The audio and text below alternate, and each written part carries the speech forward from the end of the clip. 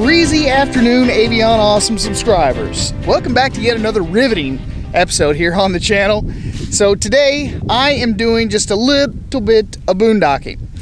As you can see, there's my truck, there's the camper, and there is no one else around. Like, not a single solitary person around here. I am just about midway between, say, like, I don't know, Titusville and Orlando, like kind of in that area, kind of like north of Orlando, maybe 20 or 30 miles to Sanford. And I just happened to be like checking out the map, right? And I noticed that there was this little tiny little bitty park that was just kind of off by itself. And I checked a couple of the satellite images, and it didn't look like there was much out here. You know, there were no structures, there was no bathrooms, no showers, no sites, no camper sites or anything like that. And I was like, you know what? I think I'm going out there. I think I'm gonna go check that out and just see what it's all about. So I did, and here I am. This is a tiny little out-of-the-way county park. I gotta be honest with you. I'm gonna just tell the truth. I don't know if there's any overnight camping here or not. And the reason I don't necessarily care at the moment is because I'm not actually gonna stay here tonight. But I did want to come out here and at least scout it out and just kind of check and see what it was all about. Like I said, this is a little bitty county park, and apparently it's a part of Florida's birding trail. I don't really know what that means. I guess there's like kind of like in Kentucky, we've got a bourbon trail, like all of the distilleries are on this, you know, trail or whatever. So this is a part of their birding trail. So if you happen to like bird watching, I don't know what birds you would want to come out here and actually look at or photograph or whatever. Maybe some of them, maybe all of them, I don't know. But there is a boat ramp here. There is a boat launch. So if you happen to, you know, have a boat and you want to come out here, you can launch your boat. There's also a dock as well. I'm gonna guess I've been out here for maybe 3 or 4 hours total today. And the entire time, out of 3 or 4 hours, I've only seen 2 people. Technically 3 people, but 2 parties. There was a guy that was over here on a sandbar. He was fishing. I guess he stayed for maybe 30, 45 minutes maybe. And then there was an elderly couple that came out here, had some lunch. They cast a line a couple of times. They were here for maybe about the same amount of time, and then they packed up and they left. But I wanted to come out here in this area, and I wanted to check stuff out. I do have a Boondockers Welcome appointment up in Sanford that I'm going to. I wanted to get kind of close to like Blue Springs in that whole area, and I wanted a safe place to leave my rig in order to go do some kayaking and stuff. If nothing else, I want to do maybe a bit of snorkeling in that area. Maybe I'll get lucky and see some more manatees or something.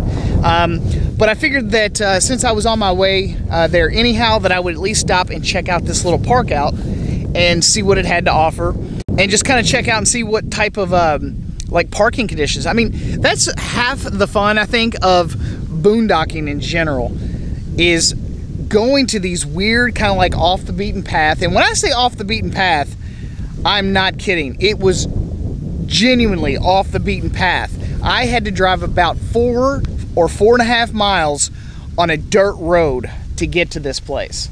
But as I was saying, that's half the fun of the boondocking part, is finding these quiet, quaint little areas that maybe no one else really gives a crap about. You know, they've come out here, it's like, oh yeah, it's this, that, and the other, and you know, there's nothing to do or whatever. You know, but I think for a lot of people that genuinely enjoy the boondocking experience, I think they like it because they do on some level enjoy the solitude. They enjoy not being jammed up right next to their neighbors. And I know for, you know, as far as I'm concerned, that's exactly the reason that I like to boondock. I mean, you know, having the 1,000 Trails membership and all that kind of stuff, I mean, it's nice. There is something to be said for full hookups, having unlimited everything. But I mean, my solar system, I've got every battery damn near in my camper charging off the solar system right this second. And I mean, it's just dumping so many amps back into my system. I'm not even below 99%. I mean, there's just nothing to even worry about. Like, all of the stuff that I have on there charging, camera batteries, my lithium powered lights, all that stuff. It's charging up super duper fast, and I'm not even worried about it. So if I've got basically unlimited power, I'm not running the AC, it feels amazing out here right now.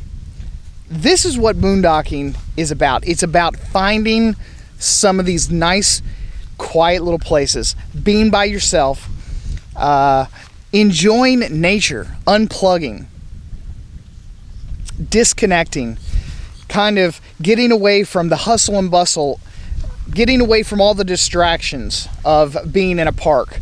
You don't have golf carts driving around. You don't have a bunch of other people interrupting your family time or whatever it is that you're going out there for. You can come out here and you can fish.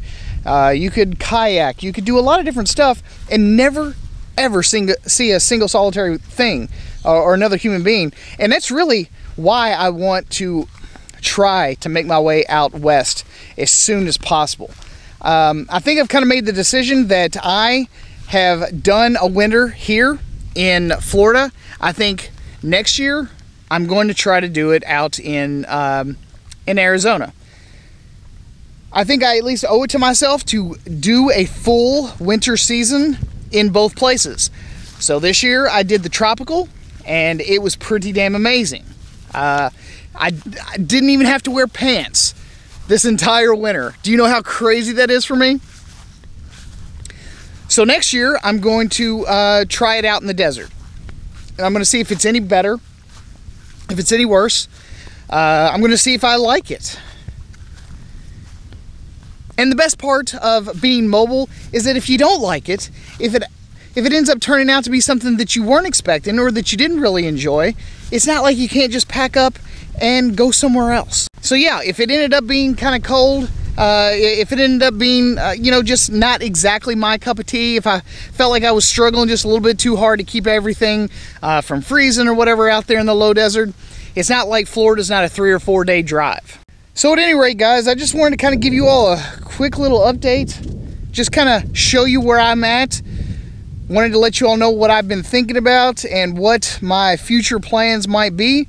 And if you all have any tips for me as far as, you know, finding really cool boondocking locations, I've just been using, you know, maps, and I've just been trying to use like freecampsites.net, and once they show me a location on their map, I kind of get onto like Apple Maps or Google Maps and really kind of dive down with the satellite view and try and get a good lay of the land before I even go and scout the location. So I think that that's probably one of the best ways to do it, but I could be wrong. Maybe you guys have got a tip that maybe I don't know about yet.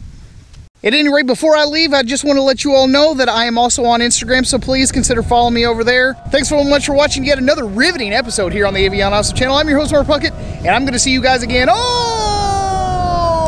the next one. Peace.